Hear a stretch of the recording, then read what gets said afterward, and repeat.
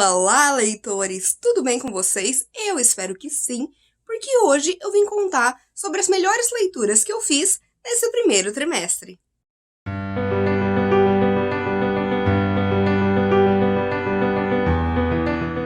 Eu sou uma pessoa que adora fazer listas e eu geralmente faço essa listinha básica dos 10 melhores livros que eu li no primeiro trimestre do ano, no segundo, no terceiro, no quarto, por aí vai. E é por isso que eu vim falar um pouquinho para vocês sobre as melhores leituras que eu fiz nesses primeiros 3 meses do ano, janeiro, fevereiro e março. Então, vamos lá!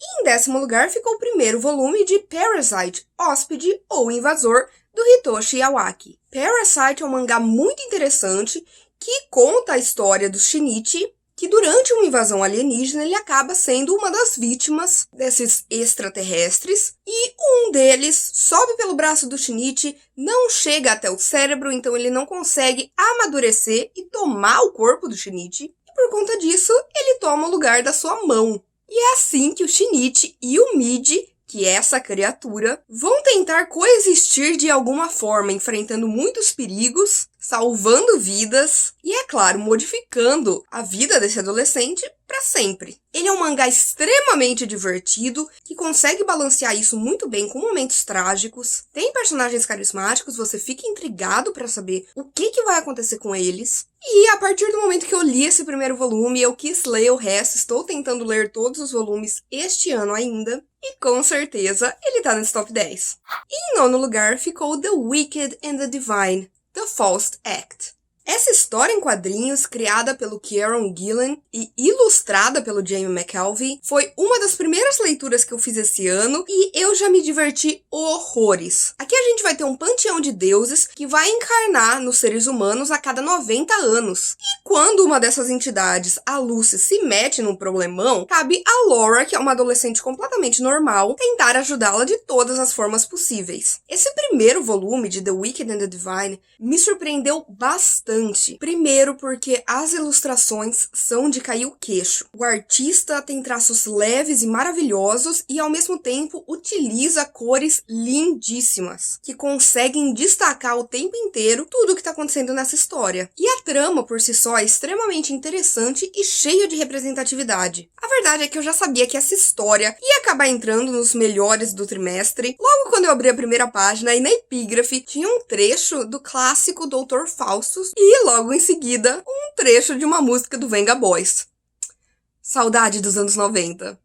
E em 8º lugar eu não poderia deixar de falar de O Grande Deus Pan, do Arthur Machen. O Grande Deus Pan é uma novela de horror que vai nos dar um protagonista que acompanha um procedimento cirúrgico feito por um amigo dele que promete literalmente abrir a cabeça da pessoa de forma com que ela consiga ver um outro lado da realidade, que é o sobrenatural e, principalmente, essa entidade que é o Grande Deus Pan. E aí, anos se passam e a gente vai acompanhar esse protagonista ouvindo outras histórias que de alguma forma estão relacionadas com essa entidade. O Grande Deus Pan, ele serviu de inspiração para muitos autores. O Stephen King diz que é uma das suas histórias favoritas da vida e ele inspirou muito o terror cósmico do H.P. Lovecraft. É uma escrita muito gostosa e essa história mistura muito bem o terror gótico com o sobrenatural e a ciência. No final das contas, foi meu primeiro contato com alguma coisa que o Arthur Machen já escreveu, e eu fiquei com muita vontade de ler outros contos dele.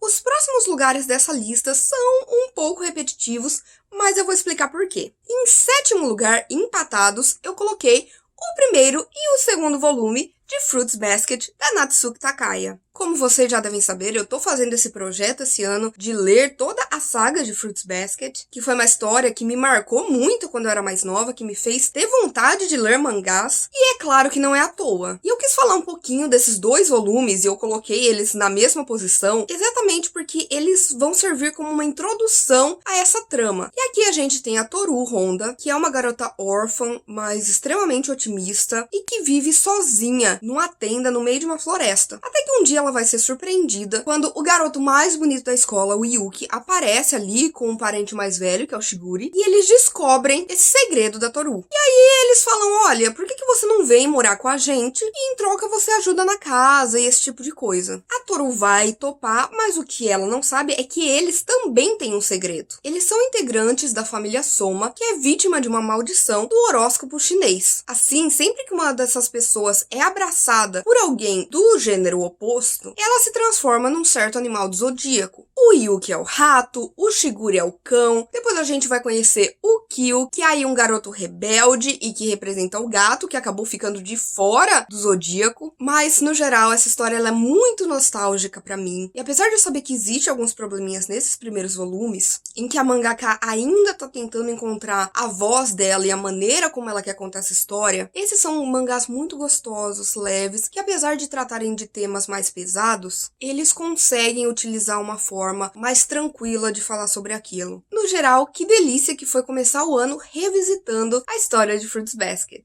E em sexto lugar, eu vou falar Fruits Basket novamente, mas dessa vez o volume 4. No volume 4, a gente vai conhecer mais de um integrante da família Soma, que é o Hattori, que é um médico que teve um grande trauma, porque ele era apaixonado por uma mulher, eles eram namorados, ela descobriu o segredo, e aí o grande patriarca dessa família, que é Akito, dá um jeito de fazer com que ela esqueça absolutamente tudo. Então, esse volume ele é muito triste, mas ele também, de alguma forma muito estranha, te enche de esperança a respeito do amor, da amizade, do companheirismo, da empatia. A Natsuko Takaya já consegue administrar melhor todos os sentimentos que ela quer passar pro leitor. Os seus traços já estão mais firmes e mais constantes, mas a primeira vez que eu li esse volume eu chorei, e agora que eu reli eu chorei de novo, porque eu realmente amo a história do Hattori, eu acho ele um personagem incrível, e eu fico muito feliz desse volume ser focado mais na trama dele.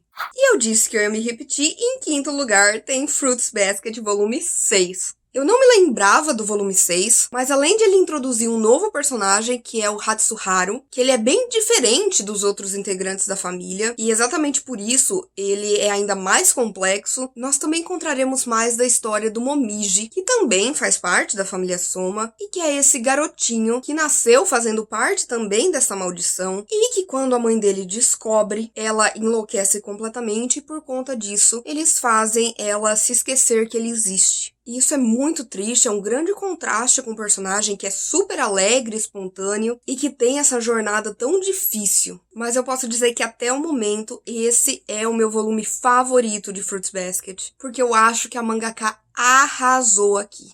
Em quarto lugar ficou o Blink, do Rex Ogle e do Eduardo Francisco. Blink foi a primeira coisa que eu li esse ano, porque eu tento pegar alguma coisa pra ler que eu acho que vai ser um 5 estrelas favoritado, e eu estava muito, muito, muito certa. Aqui a gente vai conhecer a história da Mia, que é uma garotinha que tá passando por vários problemas, ela não tá indo bem na escola, a mãe é alcoólatra, o pai é abusivo, e de repente tudo e todos param no tempo, exceto ela. É lógico que a Mia não sabe exatamente o que aconteceu, mas ela vai se ver perseguida por uma criatura cheia de tentáculos que de alguma forma e por algum motivo quer pegar ela. O que a gente tem é uma jornada de autodescobrimento, de amor próprio, de empatia, e que vai lidar com questões como depressão na infância, ansiedade, abuso, trauma, tudo isso de uma maneira muito sutil e através de várias metáforas. E eu posso dizer que o autor Rex Ogle, ele fez um trabalho excelente de construção tanto dessa personagem quanto daquele universo, e as ilustrações do Eduardo Francisco são um deleite, principalmente o contraste de que tudo é em preto e branco,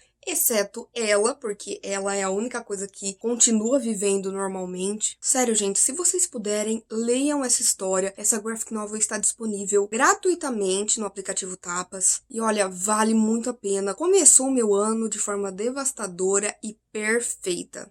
E em terceiro lugar ficou A Revolução dos Bichos, do George Orwell. Lá no final do ano, quando eu faço os melhores do ano, eu não costumo colocar releitura. Mas nos melhores do trimestre, eu coloco sim. E essa foi uma releitura excelente. Aqui nós teremos a Granja do Solar, que é uma fazenda em que os bichos decidem tomar o controle do lugar para si, expulsar os humanos e fazer com que tudo que naquele lugar seja produzido volte para eles mesmos. Só que os porcos, que são quem incitam essas ideias, com o tempo eles vão se mostrando que eles também são extremamente corruptos. Então aqui nós teremos uma sátira que vai falar muito sobre o governo, sobre corrupção, sobre ideais e sobre como os governantes que deveriam zelar pelo bem-estar da sua população acabam prezando muito mais pelos seus bolsos cheios. Sempre bato nessa tecla que ninguém fala sobre política como George Orwell, porque aqui nós teremos uma narrativa muito fluida, muito gostosa, é basicamente uma fábula em que o autor consegue mostrar aí os seus posicionamentos e o que ele acredita sobre a sociedade em que a gente vive. Eu já tinha lido essa história fazia mais de uma década e eu tinha gostado bastante, e agora, conhecendo muito mais do mundo, tendo aí os meus posicionamentos políticos, essa leitura foi ainda mais impactante. A Revolução dos Bichos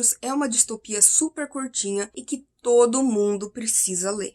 Em segundo lugar ficou o maravilhoso e devastador Daqui pra Baixo, do Jason Reynolds.